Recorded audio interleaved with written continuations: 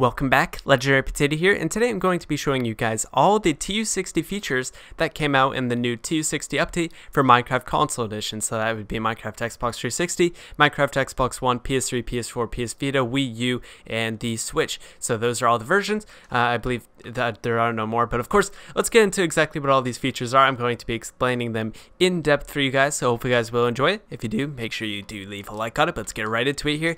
And I have them all laid out here, so it'll be very easy. But let's get into this. And so the first one is that the horse model has actually changed, and it's actually been a little bit downgraded because they actually made it a little bit more simplified, because the old texture was pretty much taken from an old mod, and so they kind of used that texture, but now they went and made their own version, so now it just kind of looks a little bit more simple. So that's kind of what they did there. Kind of looks a little bit interesting, you know, a little bit more simple, like the legs you can see, just a little bit more blocky. So as well as that, pretty much there's also the new dyeable horse armor. So if we look in here, as you can see, we have dyeable leather horse armor. So leather horse armor was added, and so it pretty much allows you to dye the armor just kind of like how you can dye leather armor. So if I wanted to put some purple, let's say we went on purple there, as you can see, look how cool that looks. So now you can pretty much customize the colors of these. So if we want to take that off, let's say we want to put on a red one, like look at that, pretty cool, right? So you can pretty much customize the color of your horse's armor, which is really exciting, of course, and I'll show off the green one as well. You guys probably want to see that, right? So as you can see, tons of different colors you can pick from. I think that's really cool, of course. So really easy to customize your horse there. I think that's really neat. So you can I don't know if you can make your own leather horse armor, but you can find it, of course, in, you know, dungeons and structures and stuff like that. But as well as that, we continue on here. Cauldrons. Cauldrons have had a lot of cool changes to them, so let's get into exactly what those are. So the notable one here is that you can actually go ahead and dye the cauldrons, and now that's how you dye your armor, like the horse armor, for example. So let's say I wanted to put in my leather armor. As you can see, now I have a green leather tunic. Let's say I want to suddenly have red. I'm gonna go switch the color to red. Gotta do it a few times because the color kind of stains. And then, as you can see, now I have red armor. And then let's say I want a purple hat. And I'm gonna go and do this, switch it to that. There we go, and then I got a purple hat. So really cool. You can go ahead and dye your armor through cauldrons now. That's the way you have to do it. Pretty cool, and you know, makes the game feel a little bit more realistic. I kind of like this feature, of course. Same thing goes with the horse armor. Let's say you want to dye more than purple. Let's say you're a big purple fan. Boom, there you go. Suddenly you got some purple horse armor. So there you go. Whatever color you like, you can put that in. So lots more customization for things like that, which I think is really neat. But as well as that, cauldrons, also you can do custom potion effects. Sorry, I messed up my words there. Custom potion effects inside the cauldrons. They're not custom, but you can put your own potions in there. So let's say I wanted a potion of leaping in there. And so let's say I put in, you know, my 3 things, and then let's say I want to take it out later. I can take them out right there, and then there they go. So as you can see, I can take out my potion of leaping jump boost. So pretty cool that I can, you know, put whatever I want in there. Let's say I have 3 night visions. I can put them in, take them out later. It's just a pretty cool feature, I must say, to be able to have something like that. As well as that, it works with splash potions. So if you do this, you can actually get your splash potions back, which is really cool. So the game actually remembers what you put in there, and you can get that back. So really, really cool stuff. You can store your potions inside of a cauldron, so it makes cauldrons seem a little bit cooler. And as well as that, you can use cauldrons to now, you know, change your arrows. So let's say I want to go ahead and make a bunch of let's see, instant health tipped arrows. I can go ahead and do that really easily. Use up all the cauldron and get that. As well as that, I can also get the instant damage ones, and I can pretty much do that with any potion I'd like. So let's say I want a potion of, let's see, jump boost, I believe? Yeah, jump boost, and then I put the arrows in. As you can see, it comes out with arrows as well. So really easy way to customize your arrows, pretty much using the potions. And I'll do one more, I'll do the fire resistance. So pretty much works the same way, and as you can see, it comes out with all of these arrows. So makes them a little bit more easy to access, because I honestly did not really know how to make tipped arrows before in survival, but now I do. It's really easy, just use cauldron. As well as that, baby zombies are now going to be able to spawn on any mob, not just chickens. And so basically, baby zombies can spawn on anything like a cow, for example. So they can just, you know, rarely, it's a rare chance, but they can spawn on any mob in the wild. And so you might occasionally run into something where you'll see like a cow jockey or a pig jockey or a sheep jockey, something totally random and weird. So something to look out for. If you don't like these baby zombies, then that's something you might have to worry about, because they'll be around and stuff like that. So just be careful of those. You're going to see baby zombies slightly more in very weird, rare occurrences. As well as that, there's now going to be new trees. And so basically there's this dead or fallen tree here. And so basically it's going to generate looking something like this, and just it's pretty much a tree that's fallen over. It just kind of looks all destroyed, and it's something you'll see randomly in like the forest and stuff. Kind of neat there, nothing too big, but you know, a nice little aesthetic thing. As well as that, there's going to be tables inside the villages are going to look something like this. Instead of using a pressure plate, it's going to use a piece of carpet instead. As well as that, villagers are now going to generate and basically the ice taigas and just the snowy areas. And so basically it'll come out with a new taiga villages and ice plains. And so really cool stuff.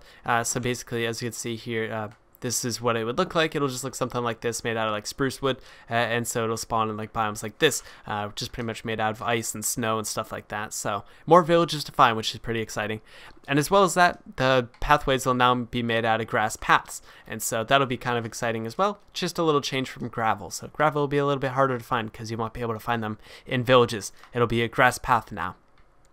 As well as that, dispensers have been changed. So before, you probably remember that dispensers would launch fireworks upwards, but now dispensers also launch fireworks sideways. So let's say we want to go ahead and do this. As you can see, we can launch a firework over in that direction. And so as you can see, if we just wanted to fire fireworks over this way, that looks pretty cool, by the way. Just go ahead and nuke somebody's base or something over there like that. That'd be pretty cool. So you can do something with that, of course. Not only are you firing them upwards, you can fire them downwards, you know, right, left, forward, backward, whatever you want to do, of course. Let's say you want to fire one into yourself for whatever reason, you can do that. Of course, it's not going to hit me, but I don't know. I think that's kind of interesting. And as well as that, they can also drop a head onto a mob, or like if it's going to spawn something, then it can put things on like a pumpkin. I'll show it again, of course, because I think I went over that pretty quickly. But things like an iron golem, a snow golem, and stuff like that, pretty much it'll just create the head. It'll create the mob using the head from a dispenser. So if you do that, and then we press this, and so as you can see, they can pretty much be created from a redstone input. So if you want to suddenly turn on your iron golem for whatever reason, you want to activate it, you can just go ahead and do that, set that up. There you go, iron golem set up by redstone. Pretty cool. So that's a cool way to set up your iron golem, of course. Now this last one here pretty much involves the wither. So the wither has actually changed quite a bit, and so I'm going to try to show off the wither as much as I can, of course, but basically the wither has a bunch of cool new animations and stuff like that. So let's go ahead and spawn the wither in. So I'm going to just quickly get out of here, but I'm going to let you guys see it. As you can see, he kind of spins around, kind of does this cool thing before he explodes and turns all white and stuff like that. But look at that, pretty cool, right? So as you can see, charges up, explodes like normal, and let's go ahead and fight this guy. Of course, I'm in creative mode, but I guess if you're in survival mode, you're gonna probably need this because of the fact that he's actually way more difficult than he was before. So I'm kind of scared that he's gonna get out here, so I'm gonna kind of close that in. Okay, I don't want the wither to run around. So yeah, basically we start attacking the wither, and it's kind of a standard wither fight. You know, his heads are gonna act a little bit different, but basically he's gonna have a few different attacks and stuff like this. And if we get the wither down to half health, he's actually going to spawn in some skeletons. So let's go ahead and do that. Can I get the?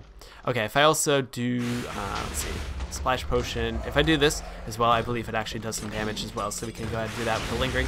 And as you can see, when we get down to half health, he spawns in some wither skeletons. As you can see there, they're all in the corner. So it's kind of pushed them out. As you can see, there's now wither skeletons. So that makes it even harder. You gotta be careful of these dudes because they're gonna totally kick your butt. And so then let's continue on. Let's finish the wither. But as you can see, he's like looking down and stuff like that. He's kind of moving around differently. He didn't normally move around like that. So just kind of cool. And of course, when the wither dies, he's gonna do this really cool animation as well. Oh, whoa, there's a head. As you can see, like, look at the head over there. I don't know what's doing, but kind of cool, of course. Bunch of cool stuff going on with the wither. Is it just... I think it's just going off into the distance. I don't know why. But as you can see, there's the death animation. And so let's get into the front here. But it kind of gets big, shakes a lot, gets all white. And just look at that. It just looks pretty crazy.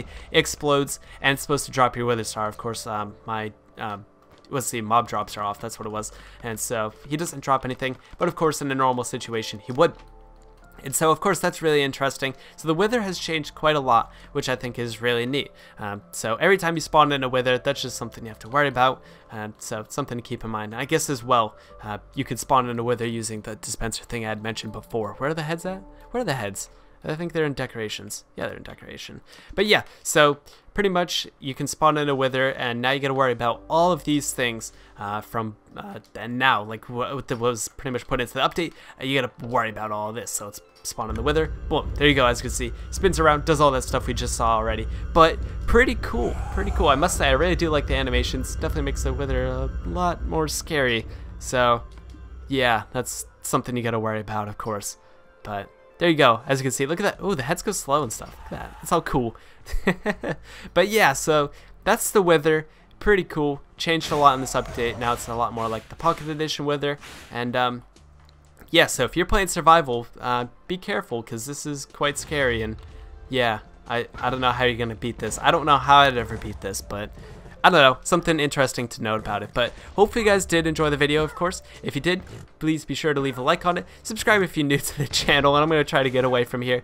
And yeah, if you're new, be sure to subscribe. I just said that, but make sure you do subscribe, because subscribing is cool if you want to be cool like me. But I'll see you guys in the next video. Have a good one, guys, and peace out.